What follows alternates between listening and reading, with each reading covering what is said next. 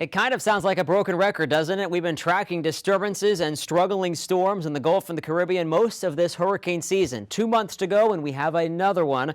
But this one we got to watch closely. It's not necessarily going to be a strong storm, but it's going to take a different path than its predecessors. Invest 97L is what we're calling it. Lots of thunderstorms on the eastern side of this center. Where's that center? It's about right there. It's kind of vague, but it will start to wrap up a little more over the coming days. But most of the thunderstorm activity has been on the eastern side of this area of low pressure. There's been some drier air on its western flank. That's going to change, I think, in about 24 hours. Let me talk first about the track, though, of Invest 97L, because what you're going to notice, instead of going into Mexico, we've got quite a bit of model consensus now on a possible path into the central Gulf and then maybe making landfall somewhere in the south central U.S. or the southeastern U.S. The model lines vary from about New Orleans to Panama City. So we will have to watch this system closely. There is relatively high confidence that whatever does form is going to drift this direction, at least toward the United States. Here's the future track of the moisture. Notice that green now is going to be surrounding the area of low pressure on almost all four sides by Friday.